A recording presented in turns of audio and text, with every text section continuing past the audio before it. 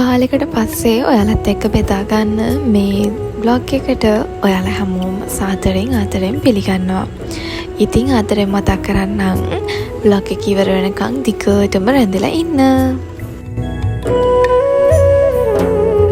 හයි. ගොඩ කාලෙකට පස්සේ ඔන්න ඉතින් ලස්සන බ්ලොග් එකක් අරගෙන ආවා. අද බලමු අපි පොසොන් එකට දෙන්න අපේ පොසොන් අයිස්ක්‍රීම් දන්සල ගැන. ඉතින් බ්ලොග් එක ඉවර වෙනකම්ම දිගටම රැඳිලා ඉන්න. අපි බලමුද මොකද වෙන්නේ කියලා. හරියට දන්සල් වලින් යන පොඩි ප්ලෑන් එකක් තියෙනවා. ඉතින් බලමු.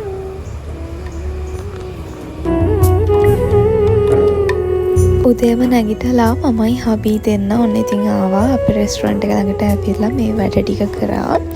ඒ කරන අතරතුර අපේ ගෙදර අනිත් අයත් එතනට ආවා.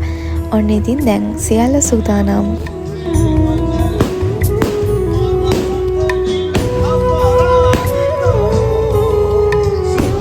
රතිඤ්ඤ පත්තු කරලා දන්සලේ සමාරම්භය මේ විදිහට සනිටුහන් කරලා ඔන්න ඉතින් දැන් අපි දන්සල දෙන්න පටන් ගත්තා. ඉතින් අපි අපේ පෝස්ට් එකේ දාලා තිබුණේ 10 වෙනකොට අපේ දන්සල දෙන්න පටන් ගන්නවා කියලා. ඒ වුණත් ඒ වෙනකොටත් හැමෝම වගේ එතන ඇවිල්ලා හිටපු නිසා අපි හිතුවා 9:45 විතර වෙනකොට දන්සල දෙන්න පටන් ගන්නවා කියලා. ඉතින් කියන්න හරිම සතුටුයි 9:45 ඉඳලා පැය 5කටත් අධික කාලයක් පිරිස 5000කටත් වඩා එයාලගේ හිත විතරක් නෙමෙයි බඩම පිරෙන්න අයිස්ක්‍රීම් කාලා සතුටු වෙලා තමයි ගියේ. ඒ විතරක් නෙමෙයි අඩුවක් නැතුව එයාලගේ පින් අපිට දුන්නා. මේ vlog එකේ මේ වීඩියෝ ක්ලිප්ස් ටික බලන ඔයාට ඇත්තටම දැන් තේරෙනවා ඇති කොච්චර ලොකු පිරිසක් අපේ අයිස්ක්‍රීම් දන්සල වැඳ පුදා ගන්න ආවද කියලා. ඉතින් ඔයාලටත් පුළුවන්. ඇයි බැරි? ඔයාලත් ලබන පාර වෙසක් එකට හරි පොසොන් එකට හරි මේ වගේ දන්සලක් දීලා බලන්න. ඇත්තටම ඒක කොච්චර ලොකු සැනසීමක්ද කියලා අවසානයේ තේරෙනවා.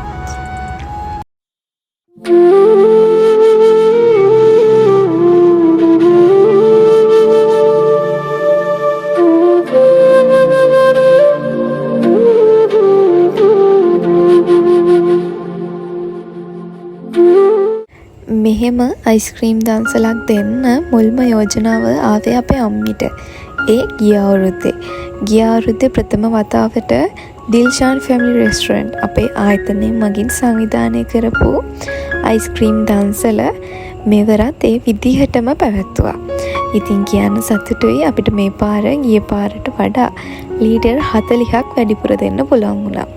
ඉතින් ඒ විතරක් නෙමෙයි පැය 5කටත් අධික කාලයක් මේ විදිහට අපිට මේ අයිස්ක්‍රීම් දන්සල පවත්වාගෙන යන්න පුළුවන් වුණා.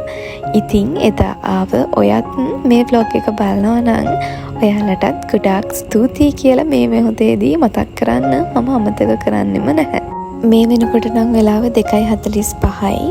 ඒත් පොලිම තිබුණා. ඒත් ඉතින් අයිස්ක්‍රීම් ඉවරුන නිසා අපිට දන්සල සමාප්තිය සිදු කරන්න සිද්ධ වුණා.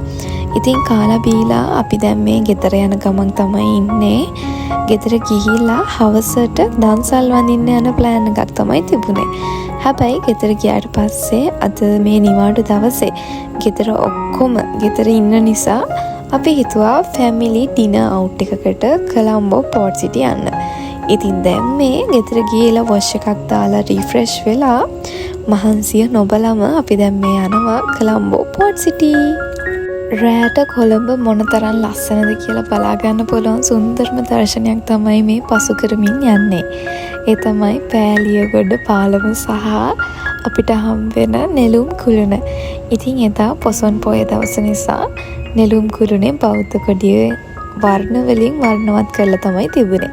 ඉතින් මේ විදිහට පුංචි වීඩියෝ ක්ලිප්ස් වලින් ඔයාලත් එක්ක කොළඹ සුන්දරත්වයත් බෙදා ගන්න මම අමතක කරීම නැහැ.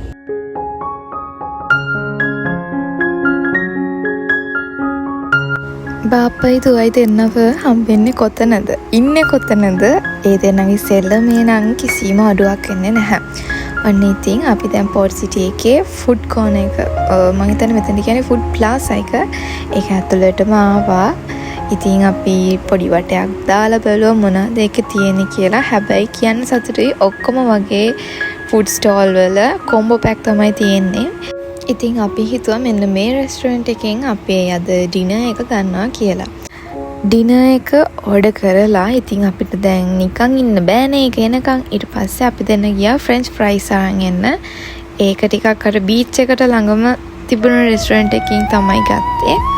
ඉතින් Pepsi plus French fries. පස්සේ අපේ ඕඩර් එක ඕඩර් එක රෙඩි කිව්වා. ඉතින් ඔන්න අපේ ඕඩර් එක ආවා. මේ කොම්බෝ පැක් එකේ තිබුණේ මික්ස් චොප්සි රයිස් එකයි, නාසි ගුරාන් එකයි, චීස් කොත්තු එකයි. ඊට අමතරව මෂ්රූම් හොට් බැටර් එකක් එක්ක Pepsi බොටල් එකක්. ඇත්තටම කෑම මාරම රසයි, හොඳයි. ඉතින් ඔයාලත් ගියොත් එහෙම ඒක try කරලා බලන්න. ඔයාලට හිතනවා ඇති දැන් රෙස්ටුරන්ට් එකක් කරන අපි ඇයි ඩිනර් අවුට් එකකටත් ගිහිල්ලා මේ වගේ කෑම කන්නේ. ඔයාලට ඒ කෑම කාලා එපා වෙලා නැද්ද? ඒ කෑම දැකලා එපා වෙලා නැද්ද කියලා. ඉතින් ඇත්තටම කිව්වොත් අපි ආසයි අපේ කඩේ, ඒ කියන්නේ අපේ රෙස්ටුරන්ට් එකේ රස විතරක් නෙමෙයි. අනිත් රෙස්ටුරන්ට් වල රසත් try කරලා බලන්න. ඉතින් ඒක නිසා අපි කොහේ ගියත් මම මල්ලි අපි දෙන්න නම් ස්පෙෂලි කොහේ ගියත් කන්න ගන්නේ රයිස් කොත්තු ඒවා තමයි. ඉතින් මේ දවස්වල ඩයට් ප්ලෑන් එකකුත් යනවා. ඒ අතරතුර තමයි මේ දේවල් කරන්නේ. ඔන්න ඉතින් කාලා බීලා පවුලේ හැමෝමත් එක්ක එකට කාලය ගත කරලා විනෝද වෙලා දැන් ඉතින් අපි ගෙදර එන්න තමයි යන්නේ. දන්සලේ වැඩ ඉවර කරලා ඒ මහන්සියයි මේ මහන්සියයි ගමන් දෙකම නිසා එහෙනම් ඉතින් මම මෙතනින් vlog එක ඉවර කරනවා. ඉක්මනටම තවත් ලස්සන vlog එකකින් හම්බෙන්නම්. ආදරේ.